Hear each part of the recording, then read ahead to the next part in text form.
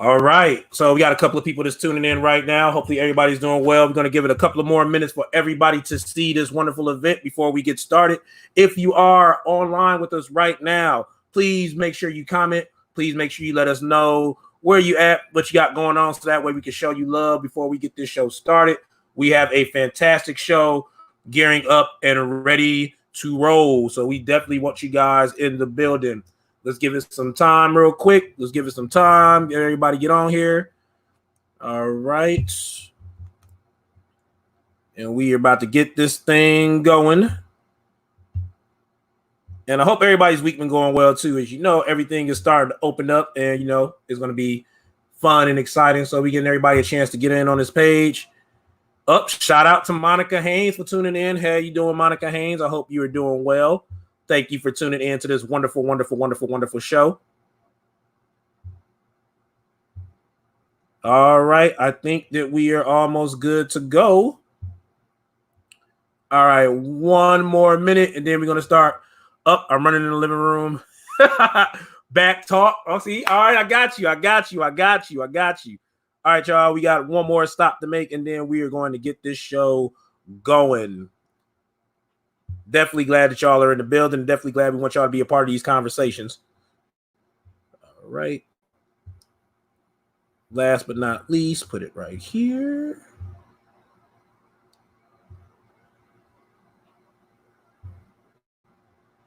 Paste. Publish. There we go. All right, y'all. It is time to start. What's going on to everybody that's tuned in to the building? Thank y'all so much for being a part of the show. So if you guys remember, sometime last month, we did a kind of pilot episode of what is now known as this show, where me and a couple of people got together and we started talking about a whole bunch of nerd stuff. I am happy to announce that this is our first official episode of the show known as The Ninja, The Nerd, and The Nubian. And I'm very blessed to have you guys here. If you guys aren't familiar with who I am, my name is LJ Bowens. I am an award-winning spoken word artist, motivational speaker, author, and nerd extraordinaire, in a little bit of a sense that I feel that I am a nerd. Nobody can tell me anything because I know what I am and I embrace that. But it's not just me doing this, because it's not only everybody's a nerd in this show, everybody's a ninja in this show, and everybody's a Nubian in this show in their own right. So coming also with me in this show is the wonderful twin of mine, Miss Ebony Payne English. Ebony Payne, how are you doing today? Hey, I'm blessed. How you doing, twin? I'm doing good, twin. I'm doing excellent. I see that we got people commenting in already on our page, so I am excited that we're about to get this show started. Also, who just came in the building, and I hope he is not actually driving. We also have our other co-host on here by the name of Moses West. Moses West, how are you doing today, brother? What up? Yo, what's up? What's happening? What's popping? What's cracking? What's percolating? What's going down? What's going on, man? Are you driving while doing this show? Moses, are you driving while doing this show? Oh, my fault. Hold on, Moses. Say that one more time. What happened? I said I'm finna go pick somebody up and they finna do the driving. So I'm about 5 minutes away from them. So I'm gonna be able to chill. Moses, you are the salt of the earth. I just wanted to let you know that off gate, you're the man doing all this multitasking. And yeah, guys. So if you guys aren't familiar with what the Ninja, the Nerd, and the Nubian is, what we will be doing is you'll be seeing us having some discussions about some of our favorite topics, whether it deals with movies, graphic novels, books, anime, manga, cartoon, old school cartoons, all that stuff, video games, because there's definitely some good video games that's coming out. A lot of guest characters coming out of video games recently, but we got a lot to talk about. But the main thing we want to do is also give a spotlight to some great people that's doing a lot of stuff in the arts community when it deals with nerddom, fandom, and anything of that nature.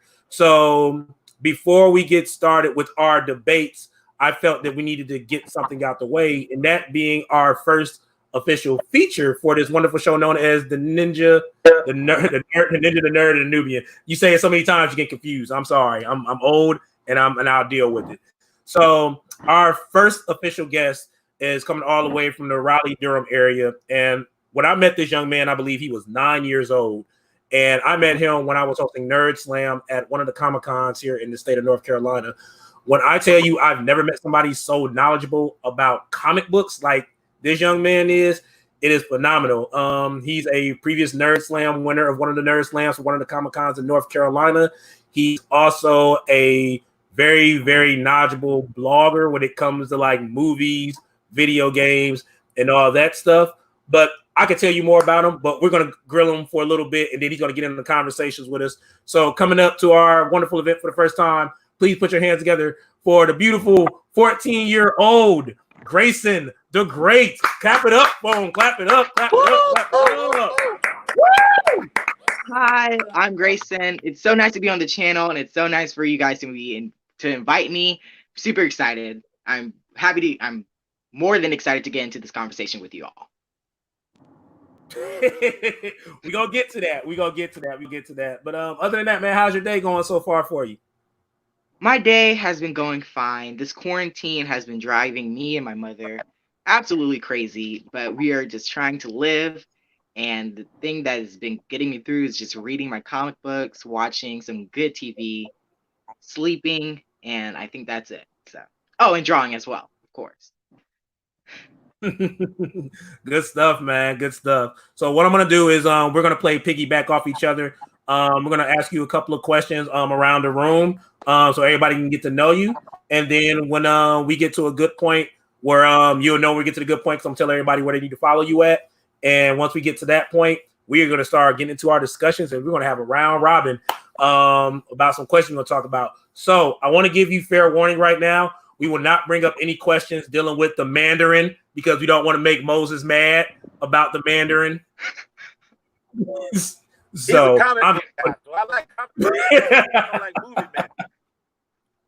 Got you. So Greyson, tell us about where you're from. Tell us where you're from. So I wasn't born in Raleigh, but I've spent most of almost my entire life in Raleigh, North Carolina. It's a great place to live. I don't care what anybody says, but I love Raleigh with all my heart. It's a nice community of people. Everybody's mostly is just everybody here is usually kind. Rarely does anything bad happen in Raleigh. It's a fun place to be. There's a lot of parks and museums to bring your children to, and there's a lot of jobs, and there's a lot of comic book stores and game stores for all our nerds out there. It's a nice place to live, and it's a nice place to have a job, and it's a nice place to raise children. It's a really nice place. It's a tone, like in my opinion, it's a toned down New York, sort of. I'm gonna bring it to Ebony because I know Ebony may have some questions for you as well. Ebony, you there? Oh, hold on 1 second. I think you muted. Yes. There we go. I was checking out your YouTube channel, Greyson, and I was wondering, what influencers do you personally follow? Because I wanted to know where you got some of the concepts for your subject matter on your show, on your channel, and because it's just very eclectic. It doesn't seem to have like a theme, a set theme. Every show in itself is autonomous and has its own thing. So who are some influencers that you follow that maybe you were inspired by to create such an eclectic channel? So the main things about my channel is that I usually just talk about the movies, movie reviews, box office, comic books, and just all things nerd, in my opinion. And well, it's just a very fun thing, and I follow usually like Nerdist. What else? I follow Nerdist. Honest Trailers, because I just love their videos, and it makes me think about how am I going to review this and my opinions and how to make it fun. I also follow the film theorist. He's just fun as well. I love his videos, and they make me think a lot more about the movies I'm watching. and I just watch a lot of movie like review channels. And yeah, and I read a lot of comics too. So my opinions on comics usually just rely on the comics I read. Nice. So, Okay. my question to you, I'm sorry about that, Ebony. I apologize. So, my question to you would be, with everything that you're knowledgeable in, as far as when it comes to comic books, especially, I'm going to get into another question dealing with your blog channel and everything. But what got you involved with comic books in the first place? Like, what became the fascination of, I need to start learning more about comic books? Like, what was the one that started it all for you? And what made you want to go further into learning about comic mythos and everything of that nature? So with comics and my affinity or like love of comics, it really did start with the movies, the early 2000 movies that came out. My mother had a couple DVDs. The first like movies I saw were Batman Returns, which is one of my favorite Batman movies of all time to this day. X2, X-Men United, X3, The Last Stand, which I really enjoy, even though a lot of people don't like it. It's still one of my favorite X-Men movies. Well, not my favorite, but I enjoyed it enough that I wouldn't mind watching it the second time. Um, I have the entire Spider-Man trilogy by Sam Raimi. I even have Spider-Man 3, which a lot of people also don't like. I grew to not like it, not because of people not liking it and telling it on YouTube, but oh, as growing up, I just realized that the quality of that movie just differed enormously from the first two. Um, and there was a couple other superhero movies that were not as like well known. I think.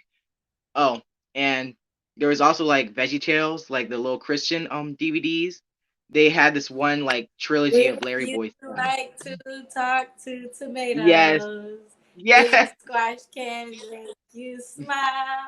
I love it. yes. And they had this little line of Larry Boy stuff, which was this superhero who I thought was so cool, and I was like, he's such a cool character in my opinion. And after I kept on watching these superhero movies, I was like, I want to know more about these. And I learned that they originated from comics, and I just had to have them. And I bugged my mother for ever about getting more comic books and graphic novels. And if I couldn't get the entire comic line, I just try to ask her for the graphic novels, which is why I have so many graphic novels behind me. So yeah. Eb, did you want to give him the next question, or I can keep going with my question if you want it? Well, what I wanted, in addition to the question that I asked, what I wanted to get into was like, um, when it comes to the storylines that you prefer, does that differ? Your type of storyline, does it differ versus whether it's a comic, a movie, a television series, anime, or or in itself, like a television, like a mini series, those mini series they be doing, Mm. where it's like So 5 to 6 episodes of one story. You know what I'm talking about? Like, yes. does your type of storyline differ? Because for me, it does. With me with storylines, I really it really does not matter to me as long as it's good and well written, and in the case of movies and TV shows, well acted as well. Even if and in my opinion, if the show or movie isn't well written, the actors can do a lot to still break or make the movie or TV show. So with me, it's just about the movie or TV show being good. Nice. So my question, getting back to the blog that you was doing and everything, what made you want to go the route of putting together a blog? Say, you know what, I want to go ahead and voice my opinion on all these movies, all these TV shows, all these video games that's coming out. What was the deciding factor to make you say, you know what, I'm going to put a blog together and just start talking about my reactions or my views on these things? So it's actually quite funny hindsight. So for a while, like when I looked at new movie or comic book news, I would always write my thoughts down in this little journal. and that I just rush up to my mom when she was not doing anything, and I just talk to her about how I felt, and I try to get her into the conversation, even though sometimes she seemed a little unattentive, but she swears she was listening, but she was just doing other stuff. And over time, it came to the point where my mom was like, if you really have this much opinions, you should just start a YouTube channel. And I was like, what? No, that's ridiculous. And my mother kept on bugging me about it until I was like, you know what? Fine. So I found all these apps and all these tools to help me make these videos. And over time, it really became like a very fun thing and a very therapeutic thing for me to get thoughts out on comics I liked, movies I liked or disliked. And I just like talking. So that is a good reason more than anything. Okay, so Sorry about that, Mike. Go ahead, Evie. My mics are getting all jacked up. Sorry about that. Mike, you're good. So given that, like you create a platform for yourself to express your opinions, and to review things and items and stuff. What is one of your favorite things that you've reviewed that you've had a chance to be exposed to through your platform and that you got a chance to review? my favorite thing that I was able to review. That's hard. I think as of now, it would probably be Harley Quinn season 1 on DC Universe. I absolutely love the show. It's hilarious. If you haven't seen it, you should definitely go watch it if you're a DC fan or just a plain old comic book fan. And you enjoy it even more if you were a Batman or Harley Quinn fan. I highly recommend it. Season 2 is almost over. I think I'm still on track with the show. Still very good. So yeah, that's probably my favorite thing that I've reviewed. Nice. Harley Quinn, villain or hero? I feel like when she started out in Batman the Animated Series, it was plain and clear that Harley Quinn was a villain or a very conflicted villain. She seemed to really have some sympathetic qualities, but she was down to earth a bad person, and her attachment to Joker is like one of her like most redeeming qualities because she puts up with a lot of stuff that Joker does to her in the animated series. And over time, the comics try to make her less villainous because people were starting to like her a lot more, which I really dislike. In my opinion, they should have kept her a straight and narrow villain. So, and I feel like more people would like her more now. And they started romanticizing Harley's and Joker's relationship, which I really did not like as well, because the entire point of the relationship in the show was to like highlight bad relationships or toxic relationships you should not be in. Yeah, If you are toxicity. in them, Yes. you should get out. And I feel like that was one of the main problems Birds of Prey had, I really enjoyed it, but I feel like the biggest problem with it is that they tried so hard to make Harley a redeeming character that they kind of missed the entire character of Harley. Nice. Margot Robbie does great with the writing she gets though. So. Nice. So real quick, I'm just gonna give you some show you some comments real quick. Miss Monica Haynes Bowens, aka Boss Lady, aka my wife, says that Greyson, you're awesome. Hey Monica. Thank you. You're awesome too. Hi. So just wanted to share that with you. And we got some more stuff getting ready to come up as well. Give me 1 second while I fix these things. Because like I said, the site for some weird reason is acting up a little bit and it's not showing all the posts we need to show. So that way, all this information gets out there. I guess we're blowing up the internet right now. That's why it's acting slow on my end. You did have a question come up from one of our people that's participating in this. Let me see if I can bring it up real fast because it's a very good question. Yeah. And I think somebody needs to get that out there for you real quick. Question goes, let's see where that question at. Here we go right here. Nope, that's not the question. My screen moving fast because everybody's commenting. Sorry about that. Hold on 1 second. All right, so the question is, Here we go. Greyson, how would someone be able to sell their comic books? And then he comments underneath it because he wanted to say old comic books. So how does one person go about selling their old comic books?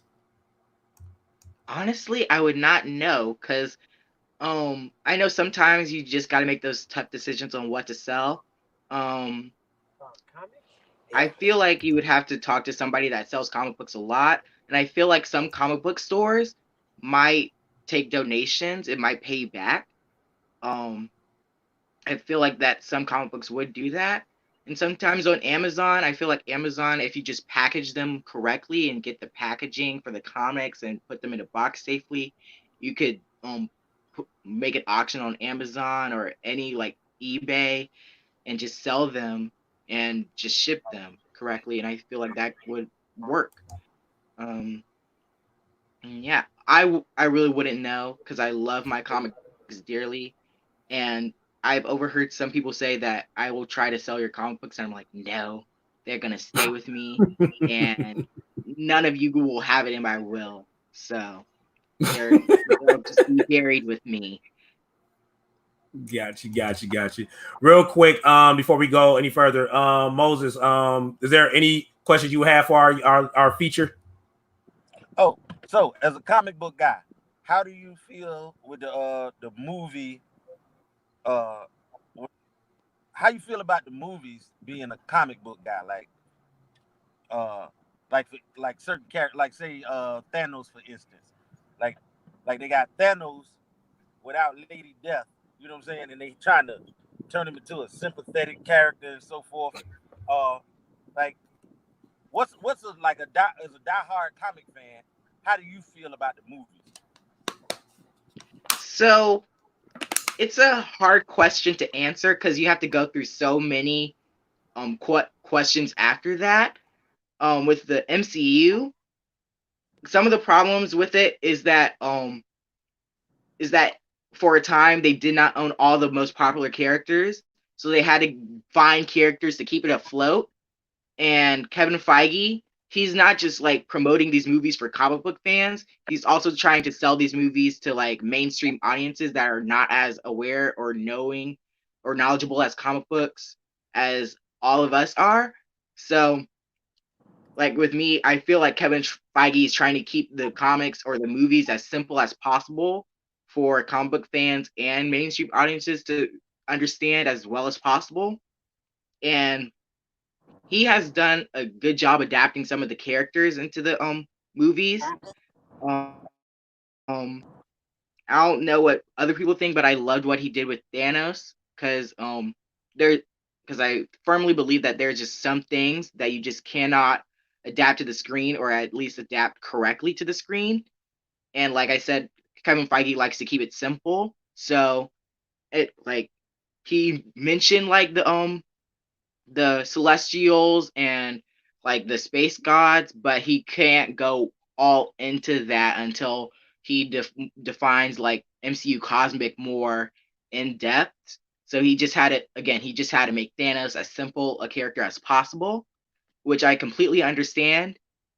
But with DC, on the other hand, I feel like they just need to change their management and change like how they're working things, because it seems that some of the movies aren't just connecting with each other in a way that it's cohesive. And my other thing with DC is that the directors they're getting don't really understand what the characters are about. Like I think Patty Jenkins got Wonder Woman exactly right what she's supposed to be. She's a lover and a fighter.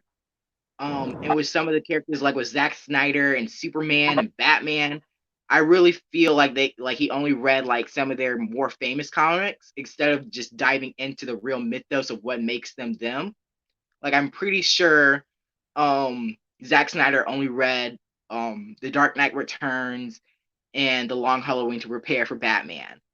And that's not all Batman is. He is also Batman Beyond. He is also Batman the Animated Series. He's also just so there's so much comic mythos that they're missing out on to get the comic book fandom in it. And again, they just need a change of management, and they just need to stick to that management. because it's all just jumbled up, and I'm just worried. And the thing is, with their animated movies, they're doing such a good job with their animated movies, but they can't seem to get the live action movies just right. And the thing is, like, the reason they make DC animated movies is so they know what can be well translated onto the big live action screen. But I feel like they just stopped doing that, just churning out lower tier animated movies. And that's just my opinion on DC. They could do a lot better with the source material they have. I'm glad you brought that up because I find that very interesting because you brought up a good fact, and I've always find it interesting how the Marvel movies live action are good, but their animated movies aren't all that hot, from my opinion. But then with DC, their animated movies are good, but their live action movies aren't all that hot. So it's funny how to compare and contrast going in those things. I'm about to pose another question real quick, but I think everybody may know the answer to this, but I'm going to let you answer it. We had somebody ask the question, why didn't the Marvel Universe not develop the Adam Warlock character after teasing us with them in Guardians of the Galaxy 2? Well, it's going to be a part 3. I know. Yeah, I wasn't going to say anything, but I was going to let y'all chime in on it. I feel like Infinity War was just coming in too fast for them to develop the character correctly. And Guardians of the Galaxy 3 was actually supposed to come out this month, but because of all the James Gunn controversy, that got pushed back all the way to what, like 2 years or 2 years from now. And that's just time lost with Adam Warlock, but because he does a lot in the comics, especially with Gamora, who's also surprisingly a big character that does not get a lot of recognition in the movies. But I heard that he's supposed to change like the MCU cosmic in a big way when he comes in Phase 4 in 2022. All right. Yep, 2022. Somebody just commented on it. 2022. I think I want to make sure if anybody else have any other questions. I think we may be good. Real quick, Greyson the Great, where can everybody find you at in case they wanted to like follow you on Instagram and keeping track with your blog channel? So my Instagram, if you can see it, it's my tag like right under me. It's my IG is Greyson the Great. It's no caps, and at the end it's GR8 for Greyson the Great, and there's no spaces, and it's all lowercase. And my YouTube channel is Greyson Talks Everything, also no spaces, and the first letter of each word is capitalized. All right. So you can find that on YouTube. All right. One more question. What's the next if we can get a little privy hint into like behind the scenes, what's the next blog we should be expecting on Greyson Talks Everything? Honestly, whatever big comic book or nerd news comes out, I'm probably gonna be covering it. I don't know when Comic-Con at Home is supposed to be, but I just heard and it's confirmed that full-length WandaVision and Falcon and the Winter Soldier trailers are supposed to be coming out during Comic-Con at Home. So if nothing big comes out, I'll probably do reactions to that. Gotcha. All right, y'all. So real quick, he's not going anywhere, but give it up for our feature, Greyson the Great. Awesome young man. Awesome young man. And how old are you again, Greyson? I am 14. And y'all heard how he was talking about comic books like he was born the same time he was born with them? Like how he dropped all that knowledge at 14? I'm just saying. I'm hyping you up. I'm sorry. I'm just saying. No, by all means. I am hyping you up. All right. So now that we got that out the way, this is pretty much where we will have our convos. Let me see if I can give everybody some space real quick because I don't know what's going to happen. Yep, there we go. Everybody got a little space because I don't know what's going to happen when we start talking about some of these things that we're going to talk about today.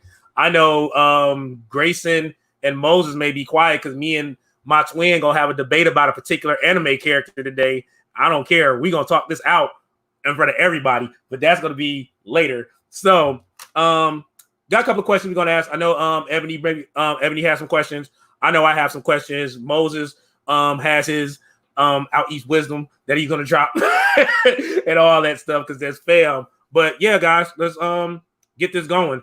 So it's funny you mentioned Grayson. I'm gonna let you lead off with your answer, and we can all go around the room.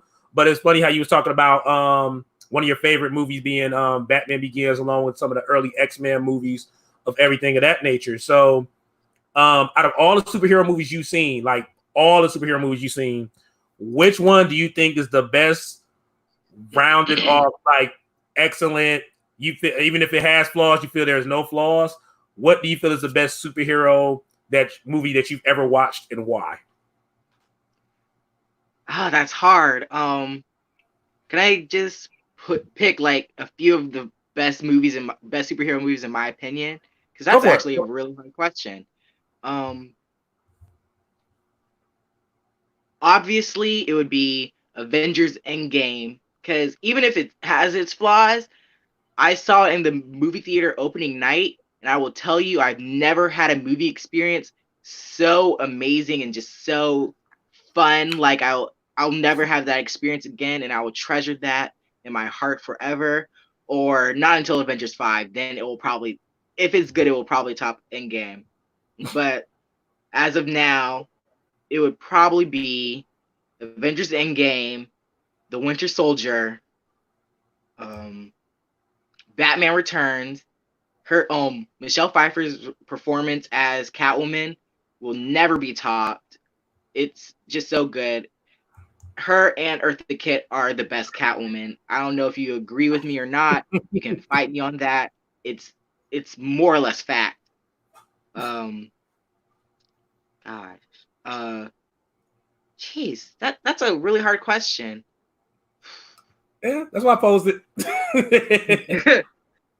Probably the first Avengers 2, not like Age of Ultron, but the first Avengers. Yeah. X2, X-Men United.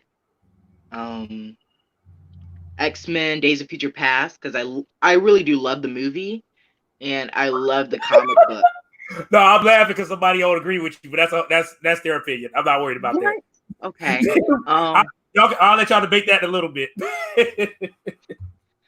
Yeah, but I love the comic book, and I thought it was well adapted with the characters they had at that time. Gee, that. I think that will be it. If I think of some more, I'll probably just chime in and say it again. So Yeah, got you. Ebony, what about you? What's your favorite superhero movie or movies, and why? Of course, Black Panther is my favorite superhero movie. Jesus, I forgot Black Panther. I liked it. Yeah, young man. And the fact that you listed Batman, any Batman, over Black Panther, I'm just like my chest. I clenched my pearls. I was like, but I understand what you're coming from. I do agree. Eartha Kitt was incredible as Catwoman. I don't think anyone has paled in comparison, including Michelle Pfeiffer. But yeah, Black Panther is my favorite. I really enjoyed the Avengers series. I didn't particularly enjoy. It wasn't even Chadwick for me on some G. It was Angela Bassett. And it was Lupita, and I mean, of course, Danae, because I mean, it just so much of that movie was masterful. The costuming, the lighting, the location, the set design, it was people got it right. I totally agree. But Yeah. in Black Panther 2, I really do wish they would just drop like Lupita and bring in Storm.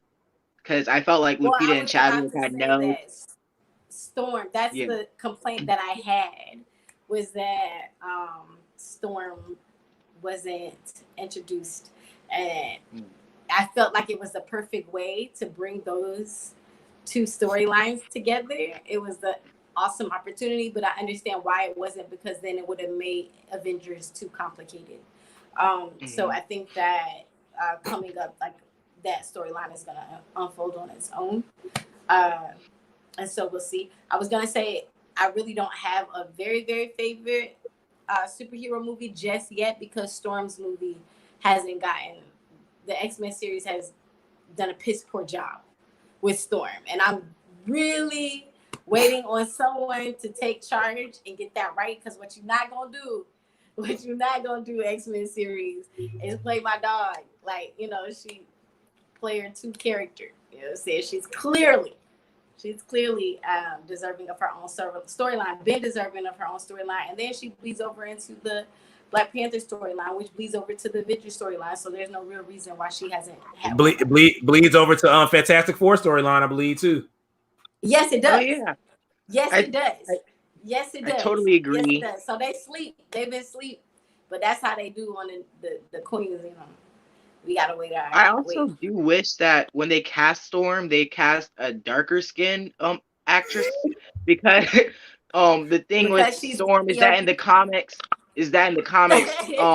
she is a darker woman, and like she is worshipped as a goddess of the tribe she's in, and like she's like what they missed in the X-Men series in the previous one is that she is a visually interesting character, because like in X-Men or Giant Size X-Men issue 1, she literally has blue eyes and like clear white hair. Yes. And has amazing dark skin, which would be visually amazing to look at when they find the right actress and do it correctly.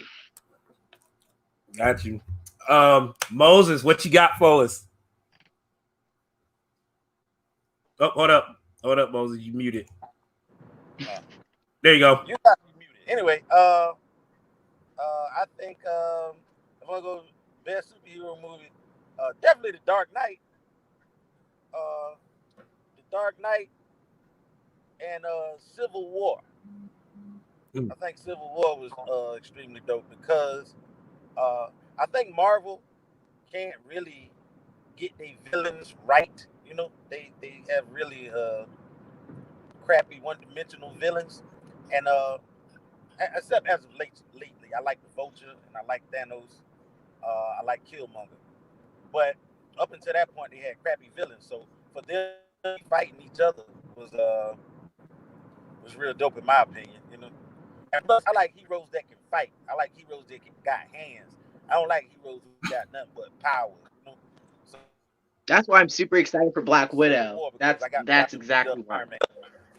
I am excited for Black Widow. I am. Yeah. Nice. Yeah. So I got so it's crazy. I got 3. So first off, we gonna kick it off with this one. So because I think it doesn't get enough praise now. So I'm gonna start off with Black Panther. Then I'm gonna go to the one I'm gonna talk about. So I'm gonna start off with Black Panther because with Black Panther, I think it was good for the culture on so many levels. And then there's even the crabs in the barrel syndrome, what I like to call it, because, and the only reason I say that is because there's a part in Black Panther, because I'm pretty sure all of us seen Black Panther, no one really talks about, and that's the whole hero complex. Because I can honestly sit here and say that Black Panther was not a real hero, and the reason I say that is because when he finds out the truth about Killmonger and him being of lineage of Wakanda, before anything happened, he tried to get him out of the throne before he even told anybody that, because he didn't want nothing to interrupt what they had going on. So what king does that make him, especially with the scenario how that happened? And it wasn't until he almost killed him until he wanted to change his ways. So that almost puts like a layer of how does that. But Professor Xavier knew about Magneto and what he was gonna do, and knew about Jean Grey and what she was gonna do. Oh yeah, I agree with you. I agree with you completely on that. I'm just saying, like with Black Panther though, it was good for the culture because for us, it made us look into like stuff in the outside looking in, what us as a community do and how we need to fix stuff like that. The second movie, which I honestly feel no one gives praise to, but they only talk about the character, is Blade, because this whole MCU would have never kicked off if Blade never made the money it made. Yeah, like I say, people will talk about Blade as far as Wesley Snipes' character, but as far as the movie itself, as far as a superhero movie, it grossed more than any other superhero movie made at that time. And a lot of people didn't even know that was a Marvel character. Like I found out that Blade was a Marvel character after watching 90s Spider-Man when they introduced Blade, and I connected the dots. So it just And made that's a testament to the genius of Wesley Snipes, because He made the character his own. he made the character. It was no longer any storyline, any writers or nothing. Wesley Snipes was Blade. There wasn't a separation, and everybody forgot it was a fictional story. They just like, oh, Blade kills the vampires. You know, that's that guy. So, oh yeah, definitely. Blade 2 was for the culture, absolutely. Yes, the body slams, and yeah, all that. Not a lot of people. I do agree with you about not a lot of people giving credit to Blade, because around the time Black Panther was getting released, everybody was praising it for being the first Black-led superhero movie. But only the comic fans were pointing out that that's not true. It was Blade that started this, and nobody. No, I agree with you, but that brings up an interesting question, because I have to do a search, because I'm not sure, because they were saying that the first superhero movie where African American played the superhero was actually Spawn, and Blade came after. But I can't remember the years when they came out. It was Spawn. And yeah. The thing was, I think what people were saying was that it was the first movie that had a majority Black cast, if I'm not mistaken. Not just the strong Black, but the supporting actors were Black. The director was Black as well. So, like, I don't think that's ever in history ever has happened before. Yeah, definitely. And then my third movie after Agree with Moses is The Dark Knight. And The Dark Knight is only for the simple fact that Joker knew everything about everybody and knew how to use that stuff to his advantage. And a lot of people do not talk about the interrogation scene, because he literally knew who Batman was and tricked them to go save Harvey Dent, thinking that he was saving the girl. And no one talks about that. No one talks about that. Like, that, just the genius in how that made that Joker. Like, it was a very traumatizing scene. Yeah, it was very traumatizing, because because the Joker, like hearing the Joker like whole dialect about like how he was talking to Batman, then he was like, it made sense. Like, I thought you were saving the girl just to save her, but obviously it's a little bit more. And then when he's like saying the rooms like where they was at, he literally said she was in this spot, so you already know he was probably trying to go save her, and then found out it was Harvey Dent, because like he stood in there for a minute before he grabbed Harvey Dent, knowing that it wasn't her. So just knowing the psyche behind that and everything the Joker stood for. Then when somebody else found out, he tried to get people to kill that person if they say who Batman was. It's just, it's layered. It's like, it's so layered how that whole. It's all about the anarchy. Mm-hmm. So it's like, it was perfect. It was perfect. Yeah. So that's our first discussion. That was a good discussion. Hold on real quick. We got some people commenting real quick. Somebody said, can we really count Spawn, considering we couldn't really see his face for most of it? Yes, Spawn counts. Yes, you can. You can. I also have a thing about Spawn as well. With Spawn, I don't remember exactly, but I think in the comics his origin is that he was originally white, and when he went to hell, he was turned black. I don't know. I have to check, because like it depends on which Spawn you're talking about, because there was numerous Spawns. If you talk about medieval Spawn or current Al Simmons Spawn, but the Spawn that we know has always been a black one, even to the point that they got Keith David playing his voice in the animated cartoon show that was on HBO. So and then Michael Jai White actually played him, so they showed his face in the movie before they burned him up. I don't even know why he asked that question.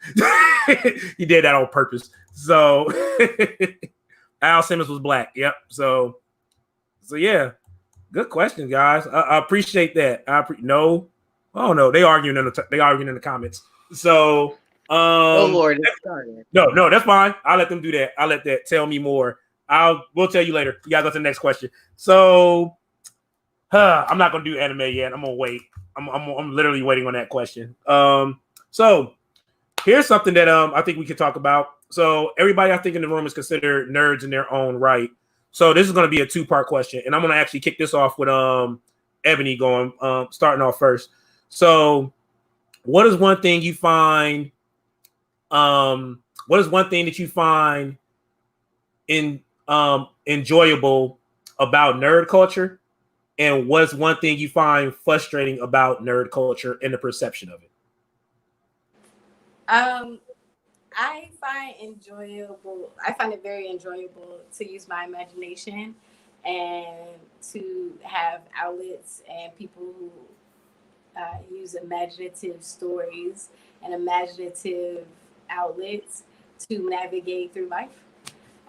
So I feel like I have a community of people who still use their imagination. That's important to me. It aids me heavily in like navigating just life, the difficulties of life, the hardships and trials. So I love the imagination involved in nerd culture, and it keeps me smiling and joyful and joyous. And I like the fact that it's a unifying mechanism because it spans generations. Like the comics that we're talking about, the storylines, they go generations and generations. So especially like the Civil War storyline, for instance, like Mm-hmm. I got a chance to talk with a man on a plane, this elder, had a bunch of tattoos, but he was like 73. And we got to talk about the Civil War Marvel storyline with Captain America and Iron Man. And it started from me having a hat, the Civil War fig cap. And, you know, he was like, oh, I had that original comic. And da da da da. We got to talking about that. So it was pretty dope. That's what I like about nerd culture. Something that frustrates me about it is like the snobbiness that exists within it. I'm like over it. People are layered subjects and nobody is just one thing. And so like there's a lot of different aspects to my personality, and my nerdiness is just like one portion of that, one facet of that. But it's like when I interact in different circles, sometimes my nerd friends be like, you trying to be cool, or you pretending to be something you're not. It has that's not at all what it is. I'm just this um, poet as I am a nerd. I'm just as nerd as I am a gangster. I'm just a gangster as I am an artist. You know, Gotcha. that's the reality of it. And none of that even compares to what is encompassed in my being a mother. Like when you get down to the root of what all you have to be all at once to be a mom. So yeah, I wish there was more openness and acceptance, which I that's across the board really. Yeah, I agree with you. Go ahead, Grayson. We have Moses just left out real quick, but I think he'll come back. He probably lost signal. But go ahead, Grayson. What about your thoughts? So with me, one thing or the things that I love about nerds and nerd fandom, like Ebony said, it's the community that surrounds it. I will never forget the first time I went to Comic-Con or NC Fayetteville Comic-Con. I was so excited. It was so fun. I met a lot of very cool people. I met you.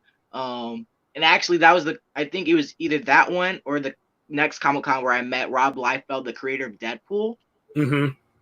He was there, and I was wearing this Black Lightning cosplay because I was super excited for the show, because this was when it was about to, like, its first season was about to release.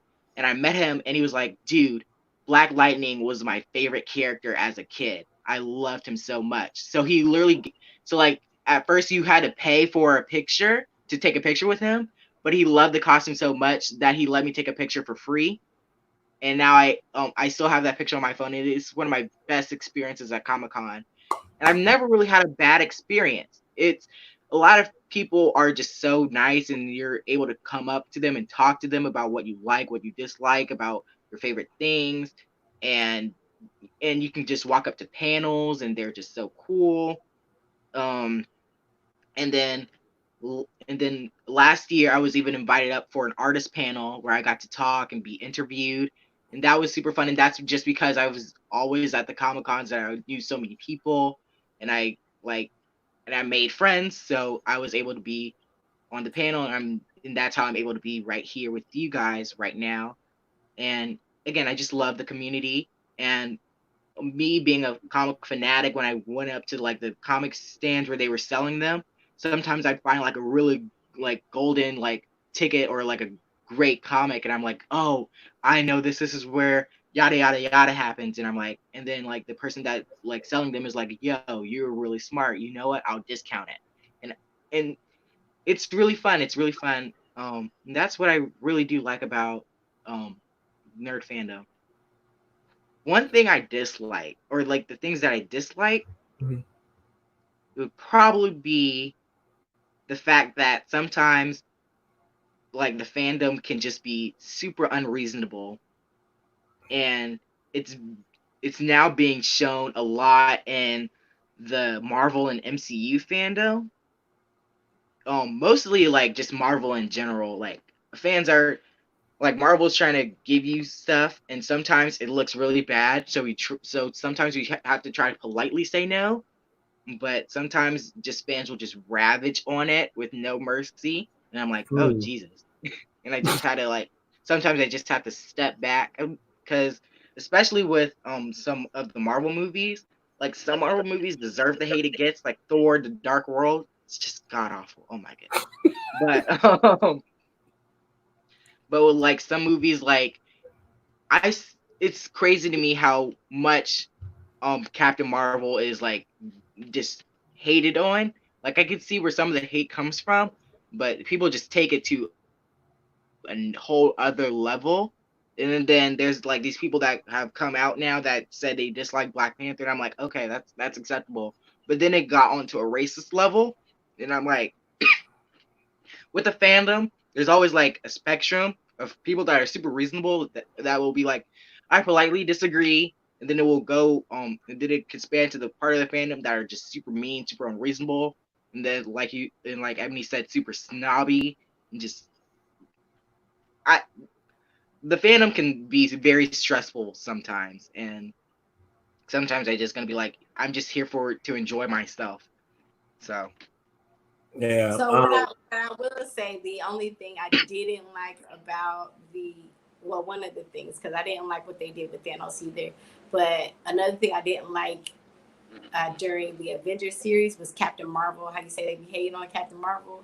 Was like I felt like they played down her power for the sake of spreading collective heroism, the theme of collective heroism, like because I feel like I was so excited to see the message that Captain Marvel had been summoned, right? Because I was like, oh, it's about to go down, you know. But when she came on, I just felt like they didn't make the most use of her, considering how powerful she was.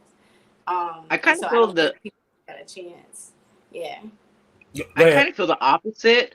Like when we watched the first Captain Marvel movie, like her power set was off the chain, and my thing was she's this powerful, and we had not seen her in her binary like phase yet, and I kind of understood why she was in Avengers Endgame so little, because like they already made her so powerful in her own movie that the writers literally had to like just write her out of situations, because if she was there the entire time, the movie probably would have cut back an hour.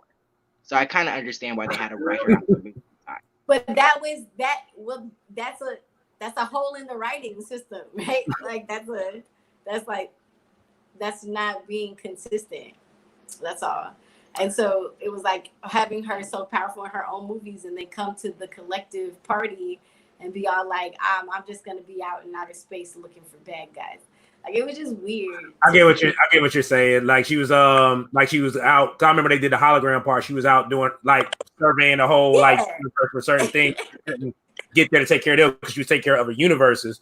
So I get that. I get it to that right. And then the point where even when she literally toe for toe was about to beat Thanos, he had to use the Power Stone in order to like get her off of it. So for that aesthetic, yeah, she was way more powerful than Thanos. And that's a whole other discussion because Scarlet Witch could have beat Thanos too until he dropped those bombs because Scarlet Witch was about to eradicate him too. Talk about it. Listen. So that's all another discussion.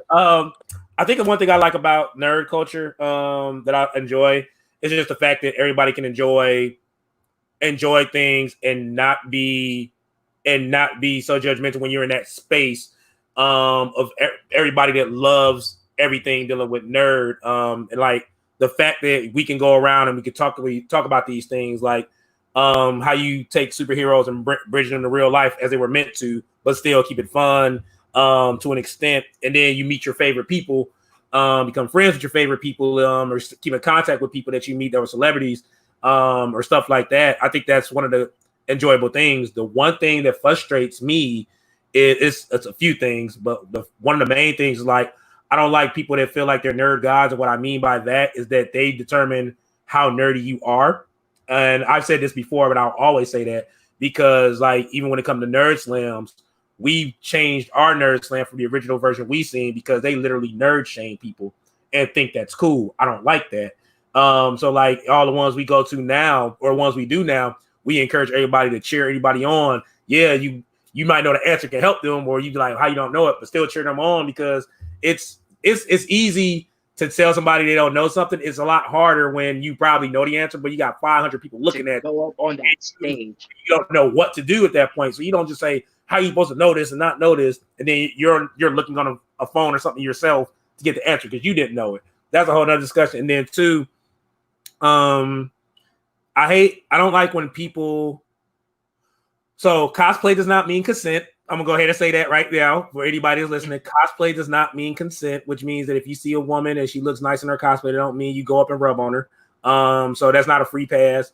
And the other thing is like, I don't like people telling folks they can't dress up as characters they want to dress up to. One instance, there's a poet that me and you both know, Ebony, Quez out of Atlanta. When him and his wife back during Dragon Con, I think it was like 5 years ago, they dressed up as the Simpsons and they made all this, like, they went viral for their picture because so many people were saying the Simpsons aren't black. So why would you go to Comic-Con dressed as the Simpsons? Like, it's literally like, it had like, so it went viral how many people was talking about that. And some people commented back, well, the Simpsons aren't white either, they're yellow. But you know, it's just stuff like that. So it's like, and then just seeing people dress up like their favorite characters. Like it's like, stop putting a limit on people in their imagination. If they want to be this character for this Comic-Con, let them be this character for that Comic-Con. Like, I love when people say, there was never no black Batman. I'd be like, but there's a Batwing and he was black. And then you got Batman Incorporated all across the country, all across the world. So but you know, and I don't mind nobody who's not black dressing up as T'Challa. Just don't put no black face on them. Yes. I agree. I agree.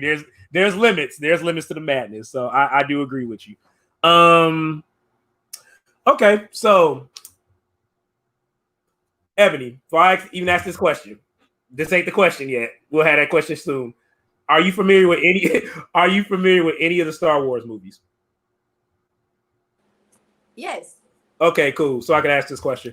So, out of all the movies dealing with Star Wars, or TV shows, or books, or whatever you may have seen, what life lesson do you feel you have learned from the Star Wars universe? That the human experience is cyclical. Expound on that. The entire Star Wars series moved in one big circle all the way up to the Rise of Skywalker. Like, all we were doing was this rotation, this dance of good guy, bad guy, only to realize there is no good guy, bad guy. There is just the Force. And the Force is balanced. And so just as much negative, there is positive, right? And that's what they stood for, the two of them, the twin flames, or whatever they wanted to call them, the two as one, you know, the balance, and we can't escape it. There's going to be the dark side, and there's going to be the light, and that's the only way that either can exist, is through the both of them. And I feel like that's what the entire Star Wars saga was telling us from the very beginning. And then it just told us in multiple ways, through multiple characters, in multiple manners, throughout a span of multiple lifetimes. And so, like, that's one of the reasons I'm such a fan of Star Wars, is because of the message. And it took more people longer to get it, finally. That's why it went so long. It's like, you still don't understand, you know. If Darth Vader is Luke's father and Leia's father, then it's quite possible, you know what I'm saying, that Luke has dark energy within him, and Leia has dark energy within her, and it's all a matter of, you know, what master do you serve? Mm-hmm. or you know, reconciling with your shadow self, which is the kind of work that we should be talking about doing, you know, as far as reconciliation of self-esteem and human emotion, is to make peace with your shadow self, because it does exist, and to run away from it, you know, in order to conquer something, to conquer a fear, you have to confront it. You can't just pretend the thing that's scaring you doesn't exist. You have to actually address it, confront it, and then defeat it. So yeah, that's what I got from Star Wars. Okay, nice. What do you got? Well, you know, I'll go ahead, Grace, because I know I've been calling on you a lot. I'll let you chill out for a quick second before I let you go into it.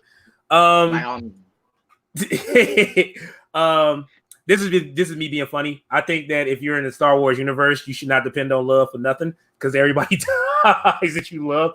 That's the bad part about it. But I'm messing. I think with Star Wars, attachments are meant to be temporary. That's I know, right? Basically, temporary attachment. Yes, but it's true. It's true. But I think like the biggest thing I learned with Star Wars is that with no matter like how dark you go at any certain point, you can always redeem yourself if you choose to redeem yourself.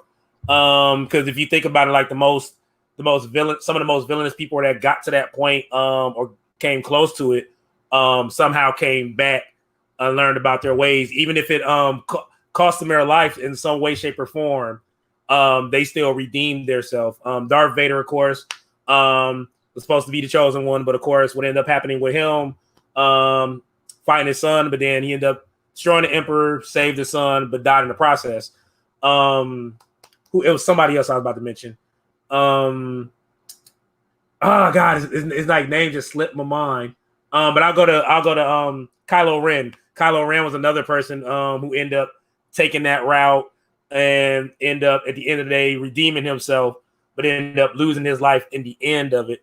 So it's just like sometimes redemption comes with sacrifice, if you look at it that way. So you have to always be willing to sacrifice something in order to be redeemed, in order to be back in the light. The one thing I will say, though, that I wish Star Wars would have introduced in the movies, in the books, you always hear about the Sith and you always hear about the Jedi, but in the books they talked about this thing called the Grey, and the Grey was actually the people who walk in the middle. And I wish they would have introduced that in the Star Wars last saga, because the Grey actually was the people that said, "This is us. We walk the middle.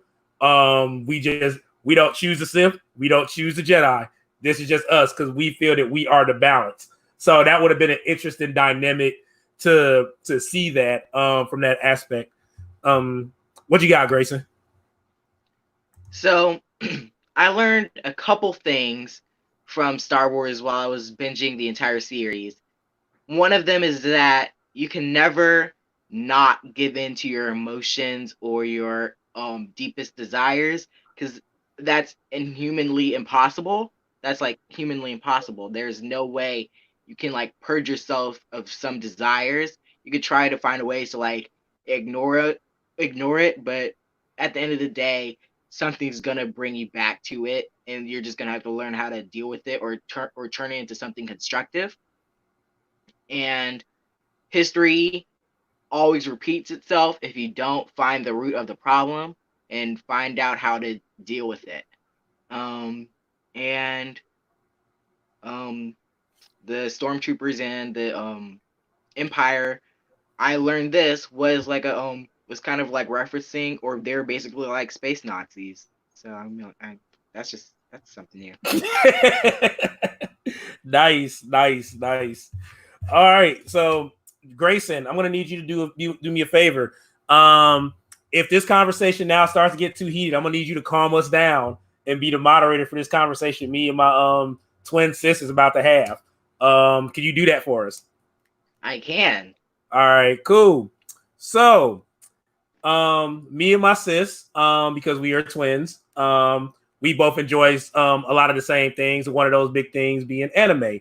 Anime has some of the best writing I've seen when it comes to cartoons and just overall storytelling. So, in the Dragon Ball universe, and I'm not gonna mention the first Dragon Ball series, because the first Dragon Ball series, Yeah. I don't usually enjoy anime, but I appreciate the art form and what it has offered the culture. Okay, gotcha. For the culture. Okay, but they have. I'm glad you did that. Not a big fan. Yeah, but they ain't gonna get you out of this conversation we about to have. So, but we were having a conversation. We were thinking about stuff to talk about, and I was like, I'm gonna pose this question just to see what everybody thinks. And she already told me don't hate, so we're gonna have a conversation real quick about a particular anime character. So, there's a character in the Dragon Ball universe by the name of Goku. Goku is very known in the universe as his well-mannered superhero, like hero of justice and everything of that nature. I will not knock the merit of him doing the things that he has done and the power he has obtained, but I do feel that in some points Goku is very overrated when it comes to being like one of the top anime characters, not based on just his power. I'm just talking based off of things he's done alone in his life. Now, you are more than welcome to have this very colorful debate with me, and we can debate. I feel like you hating on the young G just by even saying he overrated. Like that's a hater thing. That's like the go-to hater line is like, they overrated. You know what I'm saying? I'm trying to be professional right now. We're gonna keep it. I'm just saying. I do. Okay, I feel like Kakarot is overrated a little bit, just a little bit. But I have a reason. I have reasons why. But why do you feel he's not overrated? If you don't mind me asking. I respect the journey of like that daddy issue thing. Like, you know, I feel like it's a thematic structure that follows a lot of our heroes. But the way in which it's presented in Dragon Ball Z is completely open for interpretation for the most part. And I like that, like, because we get a chance as the fans to determine how Gohan affects Goku, because all they do is present the information, and then you can apply from your own personal experience of family and attachment to your father figure, like how that would impact or affect you, especially when you're on this quest or this mission and you have a great responsibility and you have great power and you know it's within you, but you got it from the person who has an unconventional way of leadership and guidance, and you still have to find your way and who you are outside of them, and then being named after them or having a name similar to them and being compared and looking like them and all of the things that come along with that. Like, I just feel like he had a lot of baggage. He had a lot on his shoulders to carry. He had a lot of other factors that belong to the other characters that impacted how far he could go and where he could go and what he could do, you know? And I feel like that character, that type of dynamic applies directly to what it is to be an artist in the community and want what's best for your community, but also use art as your own form of release and therapy, and how that can get tangled up in, well, now I'm doing it for other people because they depend on me, and now I'm doing it for a living, and so this is how I pay my bills. So now it's not like just something that's awesome about me anymore. Now it becomes a liability as well. You know what I'm saying? And then the right thing becomes blurry because the right thing to do sometimes has the wrong way to go about it, you know? And then it's like, yeah, other people's expectations. Cause yeah, he's relatable to me. Okay. That's let me get the stretch real quick. All right. So, very good points. I do agree to the points to a good extent. The reason I feel Goku's overrated, only because of a few things. So number one, the daddy issues I do agree with, because you said makes Gohan have to find his own way. But that would not have happened if Goku would like be a father instead of always wanting to fight people all the time. Plain and simple. Like, he would go to a fight before he take care of his kids. Like, plain and simple. That's literally how I look at that. But like Gohan looked at Piccolo more of a father than he looked at Goku as a father, because Piccolo actually took the time when he trained him and stood by his side ever since. Like, even when Piccolo died the first time, he literally said that Gohan became like a son to him, so you'll always look after him. The other thing, but some daddies only know how to show, how to demonstrate. You know what I'm saying? Some men their way of love is demonstration. Like I would fight and kill for you. You know what I'm saying? Or I would fight and kill for what I believe in because I believe that that is character. I'm trying to show you how to be of upstanding character, demonstratively. So, you know what I'm saying? So my other debate to that would be with Goku is that during the Cell Saga, Goku trained with Gohan in order for him to get Super Saiyan 2 and put Gohan out to fight Cell, saying that he's going to take care of it, no problem. But because of, like you said, like I can show you better than I can like teach you. Because of that, he didn't take the time to talk to his son really while they were training in the hyperbolic time chamber. If he would have knew that, he would have knew that his son never liked fighting. Which the only reason that happened when he got Super Saiyan 2 was because Android 16 had to get involved and say something to make him snap. But that, like I said, I agree with you on certain extent. So like there's no right or wrong, because that's both of what we're saying with the father issues is perfectly right. But the main thing is that when it comes to Goku fighting the main bad guys, and how everybody always say like how Goku got like Super Saiyan 2, and all these other transformations and these powers. In all honesty, if you look at all the fights he did not win those fights by himself. He had to have help, and people never got the credit for it, because when he fought Frieza, he literally had to he died. He literally fought Frieza and Frieza killed him. And the only reason he came back and stood a chance because somebody wished him back with the Dragon Balls at the time when all that death happened. When it came to go ahead. That's okay. So for me, that's revolutionary for a hero, right? Because all of our other storylines are all about martyrdom. Okay, so you know what I'm saying? And Goku's storyline is all about collective responsibility. Like, I'm willing to head to the front lines, but like I need y'all to look out. Shoot. I can't do this by like my no. But he got his Super Saiyan power, and then he was playing around with Frieza, and then he died because he didn't realize Frieza. But then when he thought he killed Frieza, but before he even tried to kill Frieza, before he didn't know that Frieza could live in space, he literally let Frieza go because he had the mentality that I'm gonna let you go because I want you to train harder to fight me again. Knowing this person destroyed planets, knowing that he destroyed the whole race. Huh? I want a contender. Is nobody ready? I need a contender. I need to come back. Come back with it. So explain to me when he knew he couldn't fight. Like, well, I ain't gonna talk about Cell because I kind of pretty much already explained Cell. He fought Cell, but knew that he couldn't beat Cell, and he only wanted to warm up Cell to see how strong he was to have Gohan fight him. That's another thing. When it came to fighting Majin Buu, he could have beat Majin Buu at Super Saiyan 3, but he didn't realize that it only kept his lifespan long for 10 minutes. So he had to fuse with Vegeta to become Vegito, to then try to beat Majin Buu. Still didn't beat Majin Buu. Then had to call a spirit bomb of the whole universe to try to kill Majin Buu. Then that's how beloved he was. That's how beloved he was. Okay, look, but my thing is, like, it ain't the fact that he's beloved. It's the fact that everybody gives him the power of being something, but no one gives him no one says the credit that a lot of stuff he did would not have happened without other people's help. Even when it came to him getting the spirit bomb, Vegeta sacrificed himself for fighting for Kid Buu, so he can gather the energy for the spirit bomb, and he never gets appreciation for that. When it came to I am because you are, it's collective responsibility. It's not, he it's like what we do to help to progress our leaders. Like Martin Luther King Jr. gets a lot of credit for some things a lot of people work to get done. Okay, so explain to me in Dragon Ball Super when Frieza comes back, they fight. He beats Frieza. He beats Frieza. But instead of go ahead and destroying him, like the god of destruction and the angel Whis told him that they should do, he lets him live again. Ends up getting shot by one of Frieza's henchmen, and then Vegeta fights Frieza and is about to destroy him.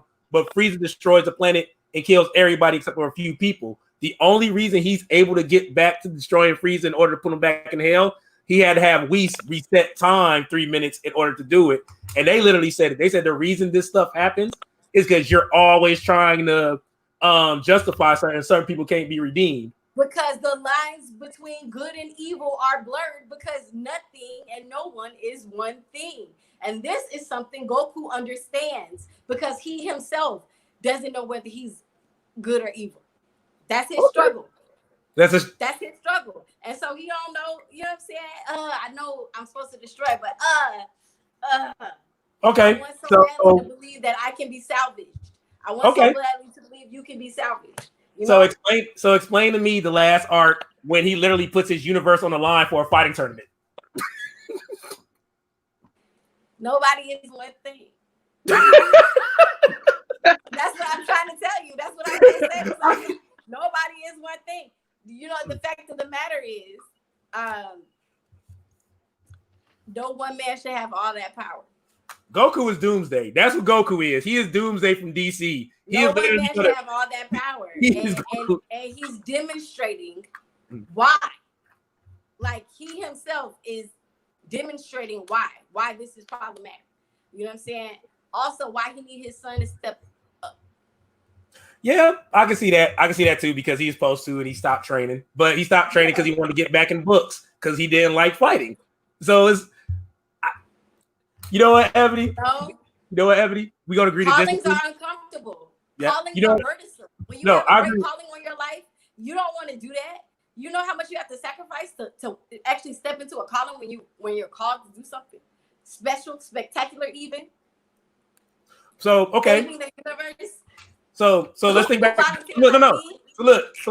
let's think back to Dragon Ball Z, right? The first Dragon Ball Z episodes, right?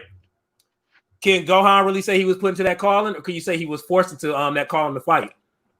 Because you remember, yeah, so that's what I'm saying. He was forced into. I agree with the calling. But I feel he was forced into it because he's literally supposed to be on a school path.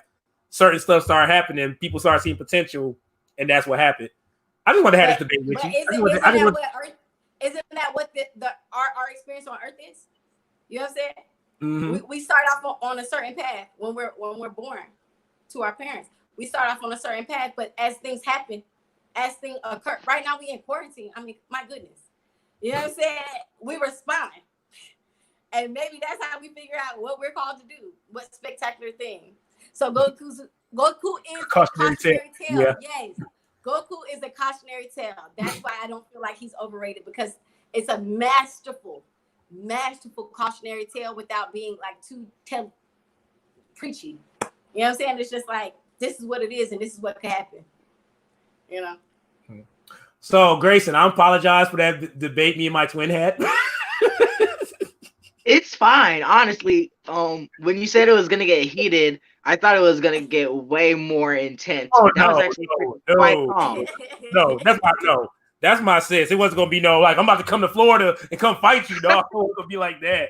No, that's my sis. Not in front of Greyson, at least. Goodness, this is his first time meeting me. Nah, we're good. All right, so I got one more question to talk about, but Ebony, you know what? I've been taking all the time asking these questions. Was there any question you wanted to ask the group? I apologize about that, by the way. You're good. I mean, this is what we do at Nurselands. You ask some hard questions that none of us know the answer to, and then we compete and see who can come the closest. I agree with that. So I agree. Some people be knowing the answer. What up, Slangston?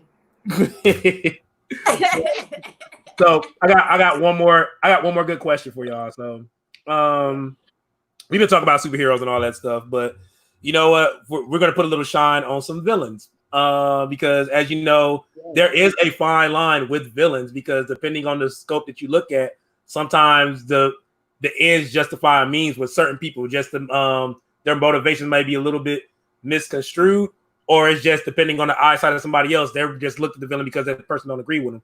So based on anything you've seen, whether it be TV show, if you watch anime, even old school cartoons, comic books, or even video games, what villain do you wish would have succeeded in their plan, and why? King Cooper. King Cooper? Oh, God. Okay, hear me out. I'm listening to you. I wrote a poem about this. Go ahead. Hear me out. You know what I'm talking about? Yeah, go ahead. Let's hear it. He's just trying to get comfy and snuggy with his little boo. You know what I'm saying? That's really all. He's in his castle, which is heavily guarded, mind you, minding his own business. His little lady come through middle of the night or whatever, all that jazz. Yeah, she got this dude she talking to, but she's always coming home. Like she always comes home. So he ain't tripping. He got a whole kingdom to run. You know, he's king of the Koopas, Bowser. You know what I'm saying? So Bowser, you know, chilling in his crib, and every so often some plumber ass dude comes along and start messing with his girl. And sometimes he dies. Like very often he actually gets work in his own home, like on private property by some random plumber and his brother. Like for real, that's hating on him and his girl and the love that they share. You know what I'm saying? I feel like Princess Peach be on some, you know, my ex-boyfriend is crazy, my ex-husband is crazy, and Bowser was on some whatever. I'm king of the Koopas. You in the castle, you safe here. You know what I'm saying? But I don't really think she went into as much detail as she could. Like, no, he's crazy, crazy. Like he'll climb through sewage drains to come find me crazy. You know what I'm talking about? And so like I feel like Bowser, if he would have succeeded in protecting Princess Peach, the storyline in Mario Brothers would have progressed further and it wouldn't have become so boring that they would have had to only rely on Smash Brothers to maintain relevance and this, you know, the rise of the gamer type of era. You know what I'm saying? But they had nowhere to go because they like backed themselves into the corner with this creepy behind Stockholm Syndrome type of storyline. Like whatever they got going on, it doesn't even make sense. Like it makes no. How does she get to the castle? Bowser is not coming to get her. Never once have you seen Bowser coming through to Mario and Luigi apartment, like knocking on the door, like, "Where's Peach?" You know what I'm saying? Peach be escaping and going home. She's like, "Baby, I'm sorry, I've missed for 3 days. Mario got me again. I don't know what's happening. You know, we really got to do something about him." You know what I'm saying? And then he done got young Yoshi involved. Yoshi's innocent. You know what I'm saying? Just trying to eat out here. You know, he don't want to be involved in no kidnapping. That's not even his style. You feel me? So yeah, I think Koopa deserves another chance at it. I think Bowser deserves some rearranging of his storyline and, you know, some justice because he also burned down his castle. You know what I'm saying? The castle go crumbling down. You feel me? He burned down his castle.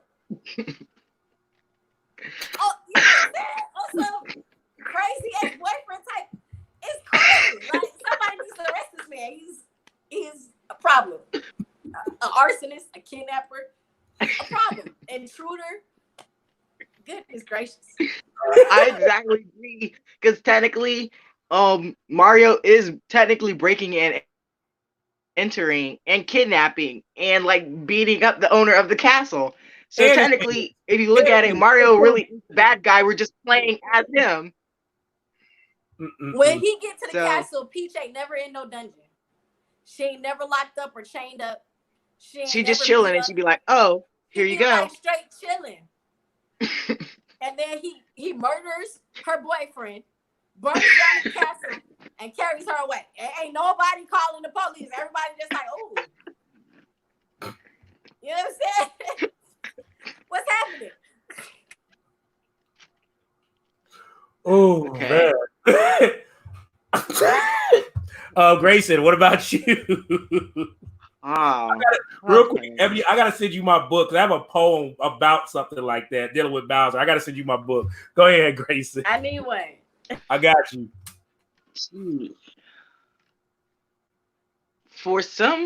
At some point in time, I really did want Magneto to succeed, but when I finally got to reading more of his comics, I really did not want him to win again, because like if he was a real character and he wanted to just kill all the humans or enslave all the humans and make it a Earth world where the mutants rule, I'd be worried because, you know, I'm human, so like I just stopped wanting him to win. I also would like to see Loki win sometimes because he really is the god of mischief, but also he was kidnapped from his real home from an alternate realm, and he was lied to about his race, and he's like, I think he's like as old as his adopted brother Thor, but he can't get the throne because like I think in one comic Odin said you're not really by blood, so you have no right to be on the throne. So I'm like, wow, that's a lot of shade. And like Loki's, Odin was a real piece of work, Grayson. Yeah. yeah, The daddy like issues Loki reemerged. Mm-hmm. Yeah. deep down, Loki really is just an angsty teenager that happens to be like 1,500 years old. Yeah.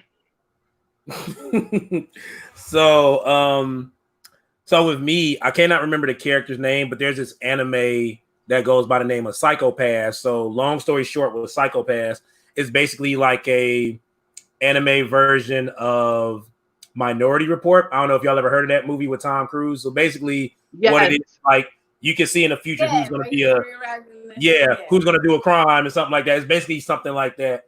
But the bad guy in that movie, in that anime, actually, I cannot remember his name, but I actually would have loved to see him win because his whole mentality of why he was doing the things he was doing and to try to disrupt the base and why they were doing that program. Because in the program itself, the program was ran by the minds of dead convicts that would basically determine who they feel are enemy, like who would be criminals because they used to be criminals. So what ended up happening is that the police system in the future took these, made them the head of the authority, saying, "Hey, y'all decide who the criminals are because y'all used to be criminals." And he wanted to destroy that whole thing because he felt it wasn't right, and he wanted to expose that. But then what ended up happening was when other people was finding out, they would end up offering them too or saying they were criminals because they didn't want nobody to know that secret. So had he went through with the plan, then everybody would have known how that whole program was being run.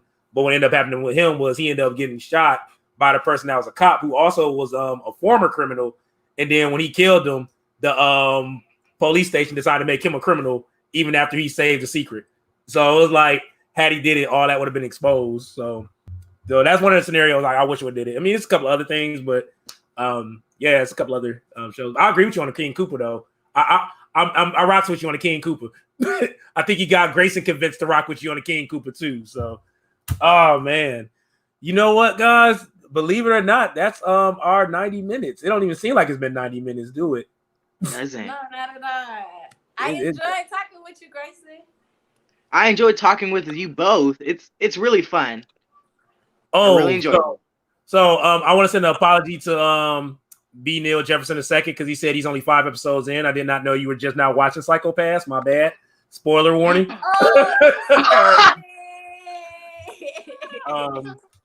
They made a second season though, so you can watch the second season. I have not seen the second season. I just know the first season. I stopped watching it. Wow. But yeah, guys. So real quick before we end this wonderful show, Miss Ebony Payne English, let everybody know what you got coming up soon, because I know you're doing a lot of stuff. So let everybody know what you got coming up soon.